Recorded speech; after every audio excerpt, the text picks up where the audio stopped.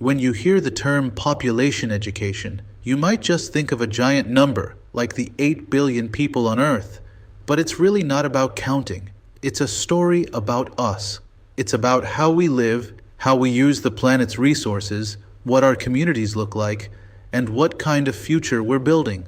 So, we're going to explore how we learn about this story. What are the big ideas? And what are the activities that help us understand it all? So what is population education? At its core, it's about understanding change. We look at why a population might grow or shrink. We also look at the causes, things like birth rates, death rates, and migration, which is just a word for people moving. And most importantly, we look at the consequences. What happens to the environment, the economy, or our towns when the population changes? You might be thinking, okay, but why does this matter to me in 8th grade? It matters because in just a few years, you're going to be the one making all the important decisions. We'll be a voter, a consumer, maybe a parent, or a community leader.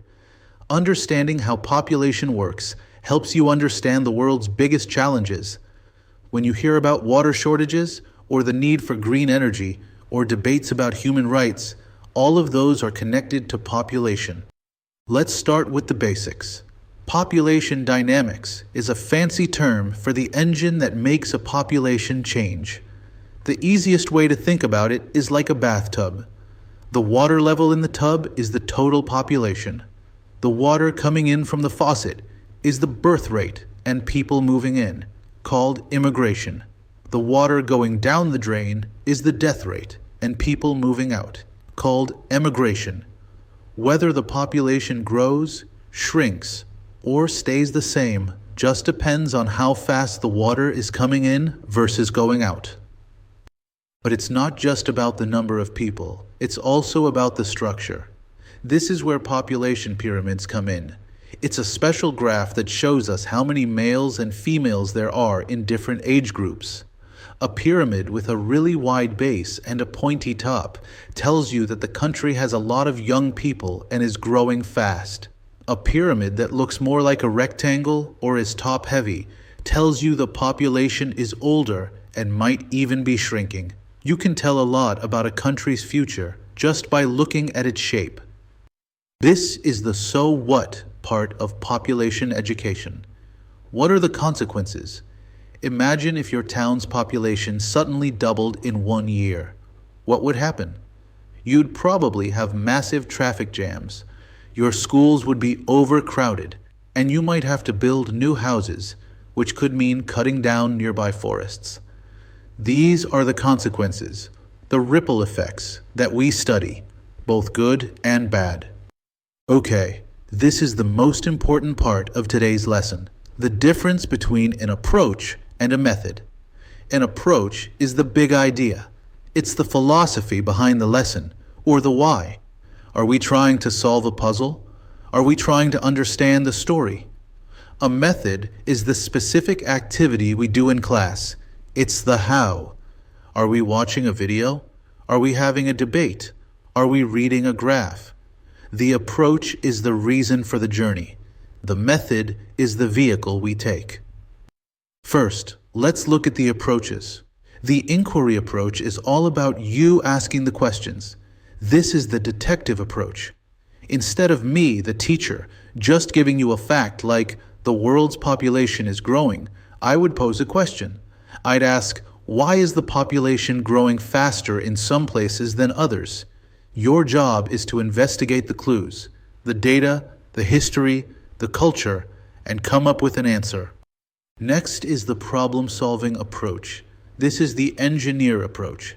It looks at population issues as a set of problems that need to be fixed.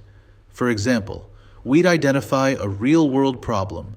A city in India is experiencing massive air pollution due to its growing population and traffic.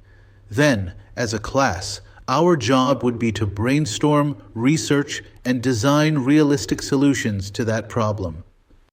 The values clarification approach is probably the most complex. This is the philosopher approach. It's not about math or data. It's about what people believe. Different cultures and different people have very different values about things like family size, resource use, and the environment. The goal here isn't to decide who is right or wrong. The goal is to understand these different viewpoints and why people hold them. The decision-making approach is where everything else comes together. It's the most practical one. It gives you a step-by-step framework for making a smart choice. You learn to identify an issue, list all the possible options for action, and then, the most important part, you analyze the pros and cons of each option. This is a skill you'll use for the rest of your life, whether you're deciding what to buy, who to vote for, or how to solve a problem in your community. Finally, there's the human rights approach. This looks at population through the lens of fairness and justice. It connects population issues to the basic rights that every human deserves. For example, it argues that when people have access to education and healthcare, they are more empowered to make their own informed choices about their lives and family size. It shifts the focus from numbers to people. So those are the approaches, the big whys. Now let's talk about the methods. These are the hows.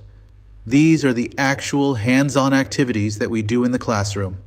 Think of these as the tools in a toolbox.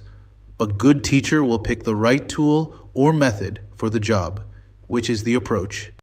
One of the most common methods is data analysis. This sounds high-tech, but it just means learning to read graphs, charts, and maps. You'll look at a population pyramid and learn to tell a story about that country's past and future. You'll look at a map of world migration and figure out why people are moving. This is a great method for the inquiry approach because you are the one finding the patterns in the data. Another really effective method is the case study. This is like the spotlight method. Instead of trying to understand the whole world at once, we zoom in and focus on one specific real-life example. We might spend a whole week learning about the population challenges in Japan, which has an aging population, or Nigeria, which has a very young one. It makes the big, abstract ideas feel real and concrete. A method many students love is the debate. This is perfect for the values clarification approach. We'll take a tough question like, should our city limit new construction to protect local forests? We would split into teams, research the facts, and then present our arguments. The goal isn't just to win. The goal is to learn how to build a strong argument, and just as importantly, to listen to and understand the other side. Role-playing is one of the most powerful methods for building empathy. In this method, you get a card that assigns you a new identity. You might be a city planner trying to design a new bus system, a farmer in a country with little water, or a politician trying to get re-elected. You have to make decisions from their perspective. It's a powerful way to see that the right answer isn't always so simple. Sometimes, the best method is to bring the real world into the classroom. A guest speaker, like a local environmental scientist, a nurse from the health department, or even a city council member, can show you how the big ideas we talk about are happening right here in our own community. They can answer your questions and show you what these jobs look like. And finally, the best method for the problem-solving approach is a community project. This is where you take your learning and use it. You might work in groups to research your school's food waste, your town's recycling program, or the energy use in your own homes. Then, you'd create a plan to help make a real positive change. This method shows you that you're not just learning about the world, you're learning how to change it. So you can see how all these pieces fit together. A teacher might choose a problem-solving approach and use the case study method to explore the topic of water scarcity in a growing city. All of these methods and approaches have one single goal: to help you understand the complex story of human population, because you are the people who are going to be writing the next chapter of that story.